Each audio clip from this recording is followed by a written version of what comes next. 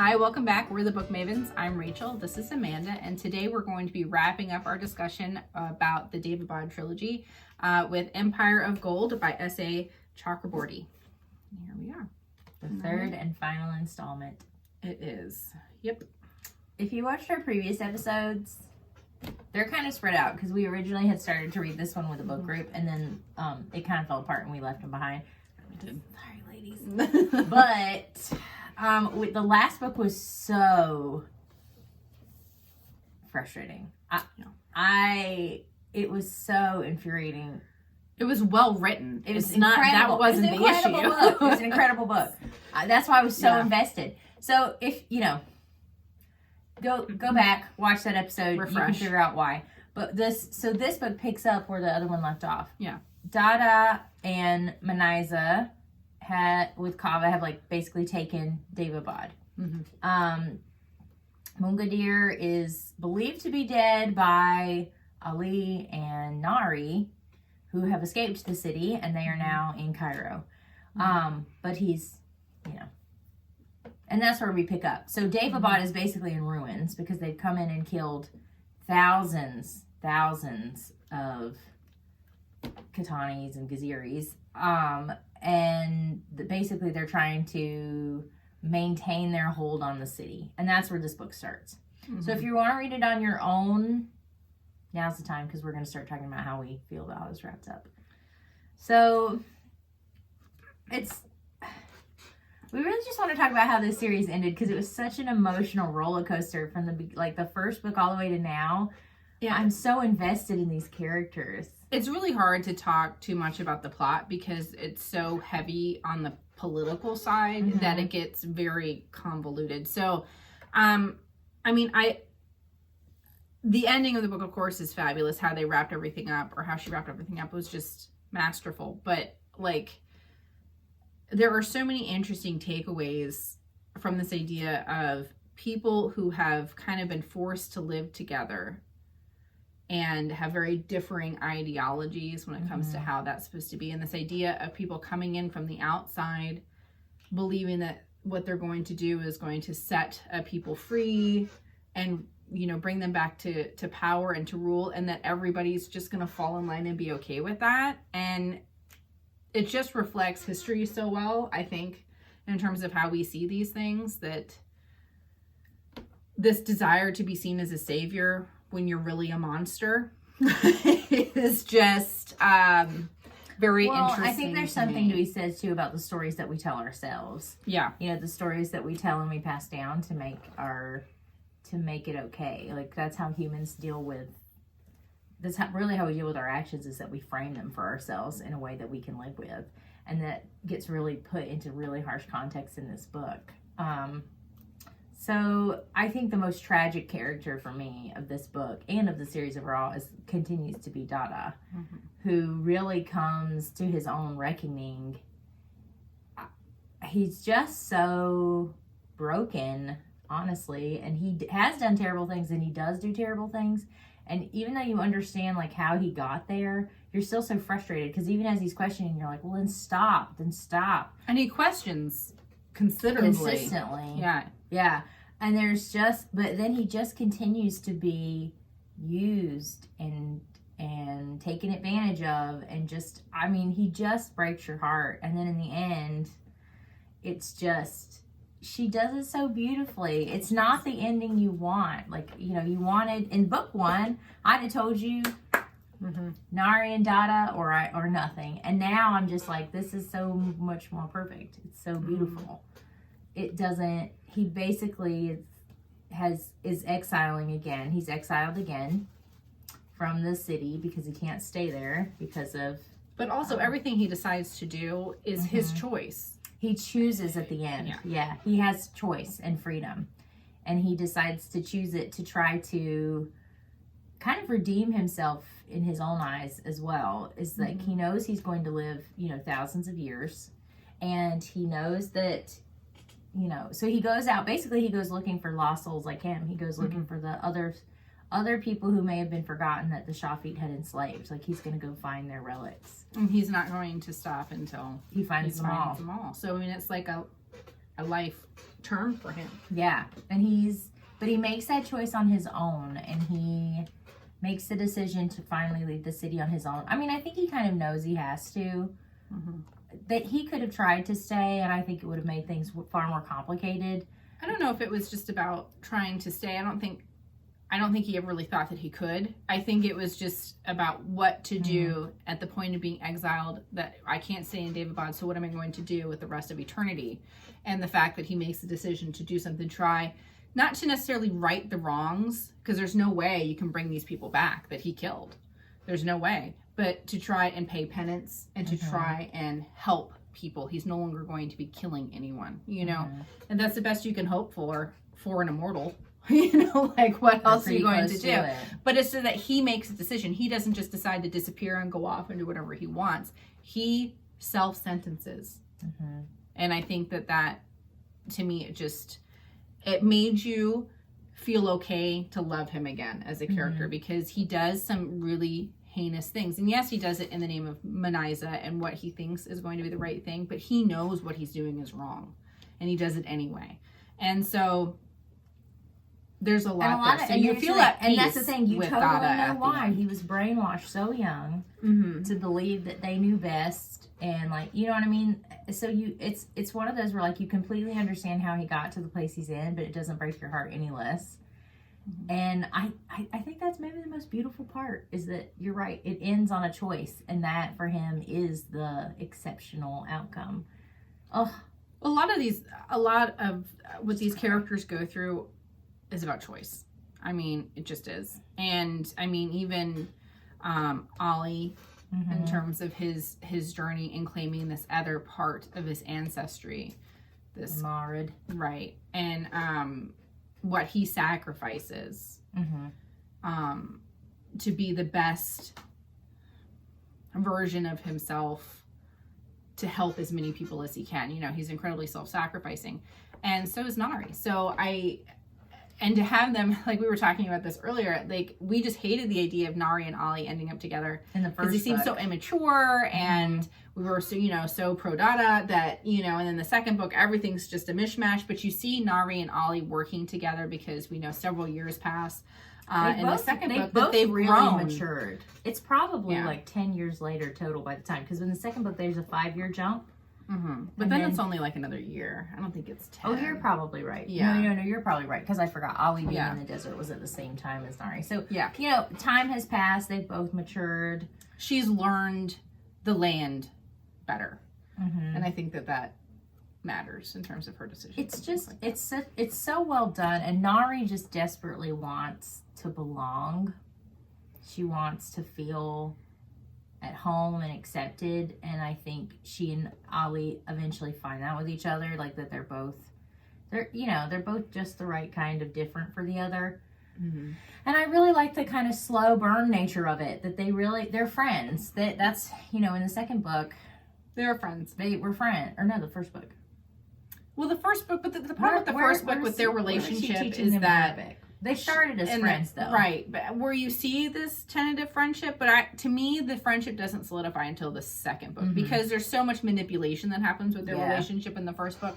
So you see it develop into something more where they can work together to try and solve problems, where they can have the same mindset, and where her gifts in terms of being a doctor and a physician and what the people need, and his ability in terms of being able to fund those programs, they just cohesively work so well together. And then, you know, but that was the frustrating part about the second book, is that they had this great plan, and that just gets blown to hell. But, like, which is so frustrating. But then in the third book, you know, where she's taking care of him, and, you know, he gets to see this other side of Nari in terms of how capable she is. I think there's just, they become so much more emotionally drawn and close to each other in that third book, and that is it is very slow and also burn. with them out of Daevabad and out of the politics, where it's just those two, you know, it's just them in Cairo.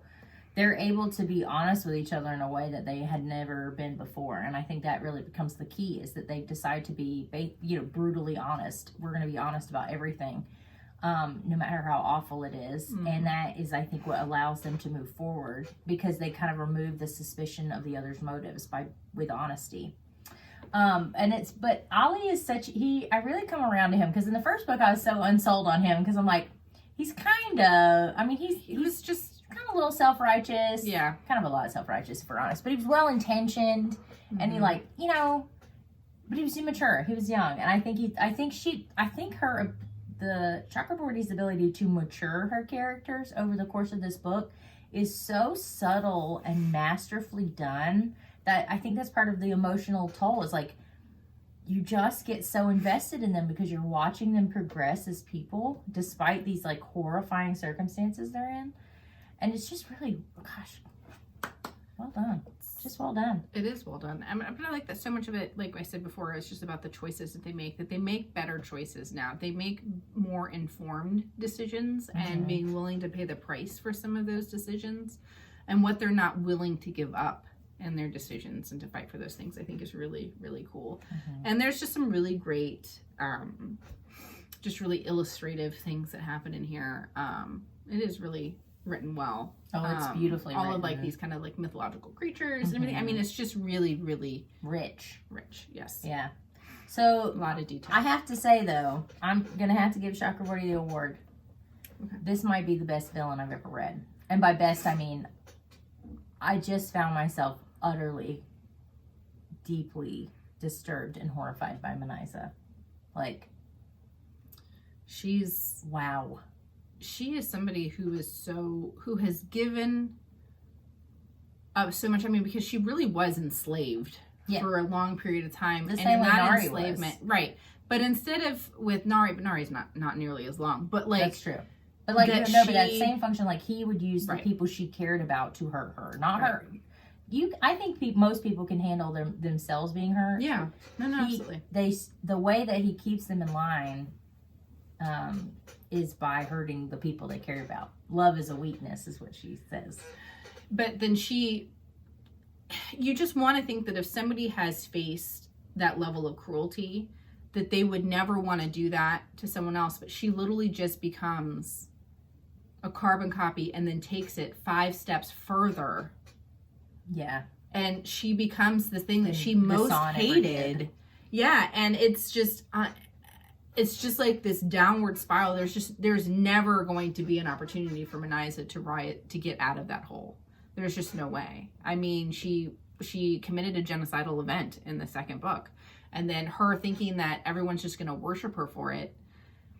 That level of self-delusion. She's so insane. Like, she's a broken. She does not understand why they don't just like fall at her feet and fall into line. And I'm like, you are actually insane. And the thing she's willing to do to try and control this populace, there's never any give and take. It's just you don't do what I'm going to say, I'm going to torture you, I'm going to get rid of your whole family, we're done. Like, there's no mercy. There's no mercy, and there's no compassion. And that she's just always so surprised that people fight back. You know, and which is so she acts so disappointed in people. Like, you disappointed me. Like, and then the scene where she the emotional manipulation with Dada. Yeah. I don't know that I've still like emotionally recovered from that. Honestly, I had to take a minute. It's so upsetting.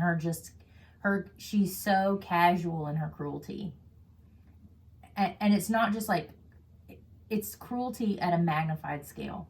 Like the multiplied effect of her cruelty, and then eventually, she turns to this dark Ifrit magic where she's killing her own people.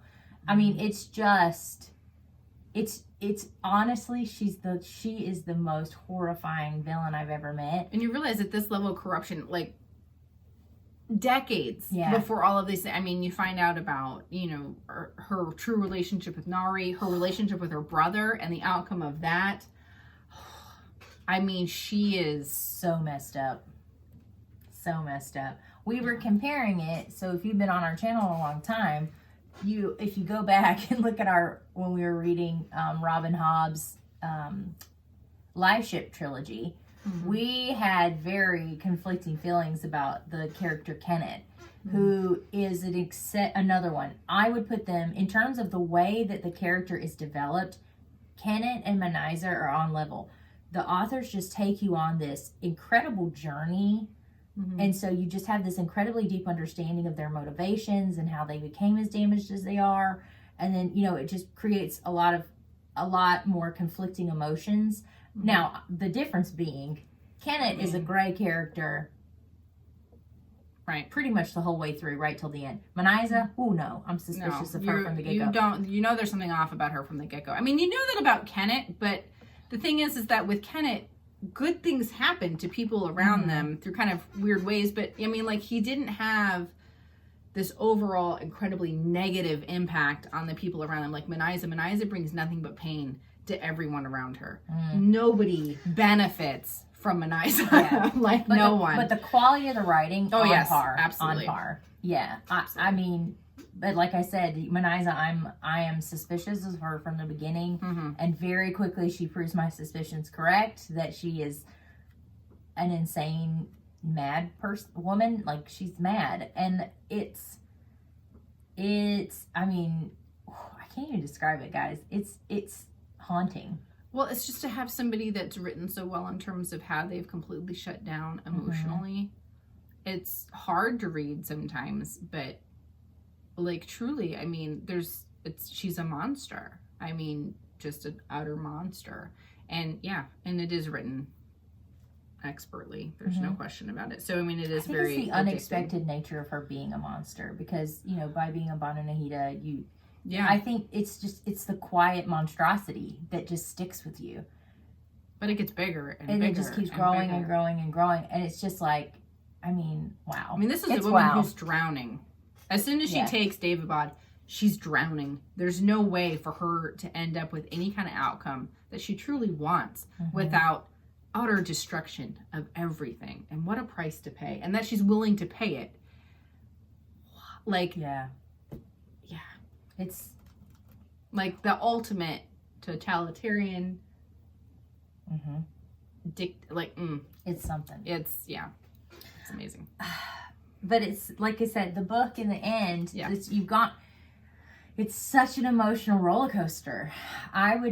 This is not a casual read kind of book. This is like you are buckling in for a journey, for an epic.